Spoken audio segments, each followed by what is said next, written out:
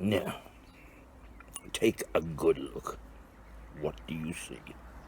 An old guy with a beard, which is going to come off pretty soon, sitting in his garden one morning, having enjoyed a breakfast of baked beans and tinned tomatoes, a banana, and a cup of coffee.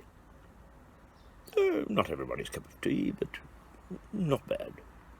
The sort of thing, for instance, we had when I was younger. Because you see, what you see, according to society, is a dinosaur. I'm old, and nobody wants to pay attention to the old. We all know what we're doing. Well, Mr. Prime Minister, it seems that you got yourself into a right cock-up, right? I can actually, because my area of expertise is broadcasting, news, communications, but also an element of PR, I can tell you what was going to happen from the very start. But nobody asked us. We're old, you see. We're old.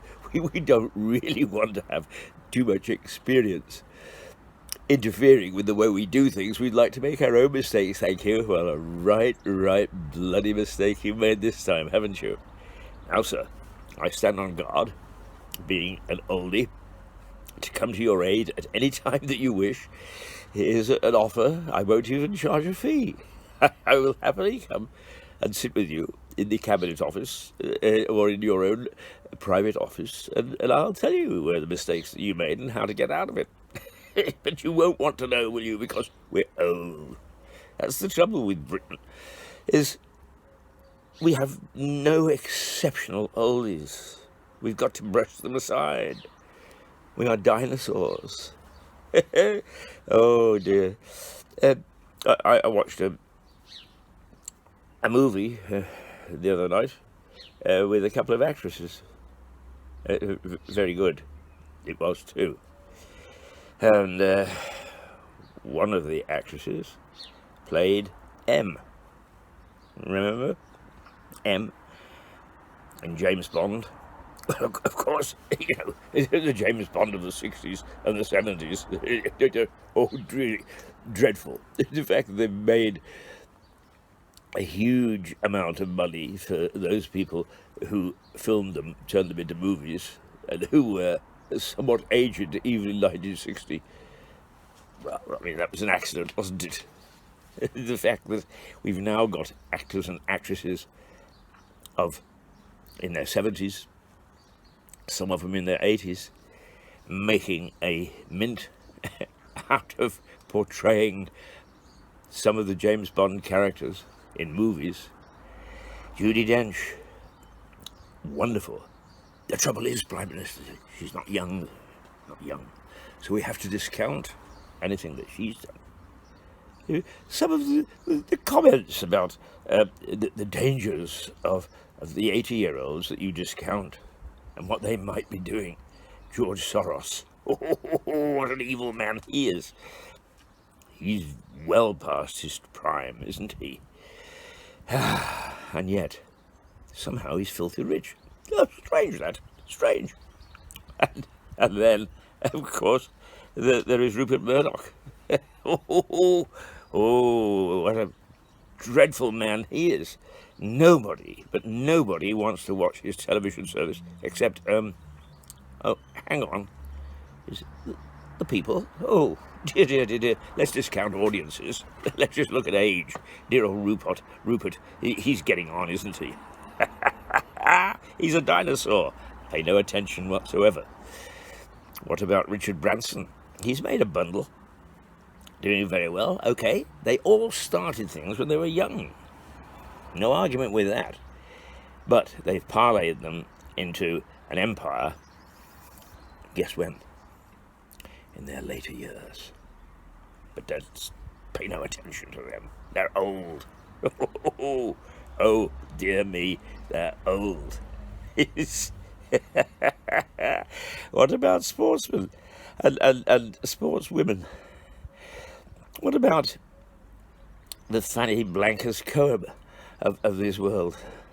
And the Stanley Matthews? We don't know those names. Of course not, because you're young. You don't learn from things. And what do you do with your parliament? You really try hard to get rid of the oldies, don't you? And you've done a pretty good job. There aren't that many oldies left. Not in the UK Parliament, even though you've got ratios coming out of your ears. So many men, so many women, so many black people, so many white people, so many homosexuals, so many straights. You know, you go to great lengths to engineer a Parliament which becomes useless and fights amongst itself. And then, when it goes to the people, follow you, Mr. Prime Minister, as leader. And what do? You pay no attention whatsoever to experience. Oh, what a dirty word.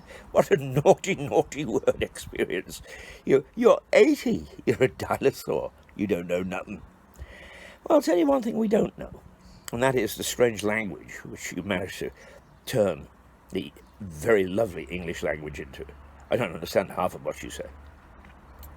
You people who aren't 80, I don't understand it. It's not because I'm hard of hearing. I am a little bit in one ear. But you know, I've kicked around the world. I've watched other communities in action, which many of you haven't. I'll give this to you, Prime Minister. You've been a journalist, and I know you terrorised Brussels, and I can't fault you for that. But isn't it strange when you look around and you look at 80-year-olds and you say, huh, nobody's going to pay attention to you. You're dinosaurs. What a pity. I started a new television service. When? Last year. Dear me, you were only 79 last year. Well, now I'm 80, I've still got it. And it's still looking as if it's going to be good. Any support from you and your lot? No. I'm 80. I'm not going to look at anything that an 80-year-old comes up with. Goodness me, no. And the people that you've put your faith in and said the good, common-sense British people, now they've been let loose, what are they doing? Hugging and kissing in the parks, right? Well, what's going to be the consequence? Even 80-year-olds know what the consequence is going to be. They call it spiking, don't they? A spike. We recognise that word, you see. We recognise that word. And these good, common-sense British people who are going to follow these vague rules that you've laid out for counting us out of lockdown. Try crossing the road, even in a small town, and come around the corner at 60 or 70 miles an hour because they got used to it. And can they be responsible now that more and more people are going back onto the roads? No, they cannot. I put out the garbage last night to be collected today, and I think I got the wrong day, actually. But then, that is the sort of thing that we 80-year-olds do. We actually forget little things, you know, just little things. And perhaps I put it out a day too early because it was a holiday on Monday. Not that anybody noticed because of the lockdown. Well, no, that's not true.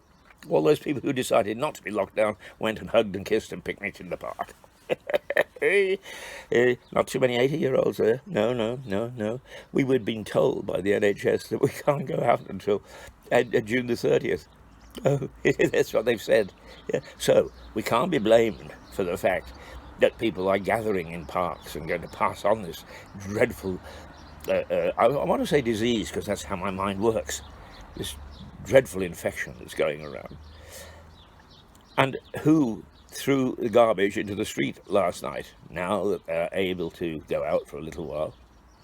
Doubt if it was the 80-year-old. No, don't think so. No.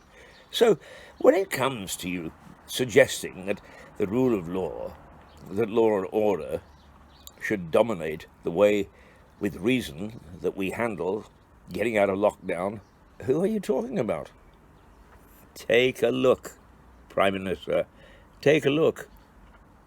Dinosaurs, the 80-year-olds, who have amassed so much knowledge in a lifetime, and most of which applies even to today, is ignored.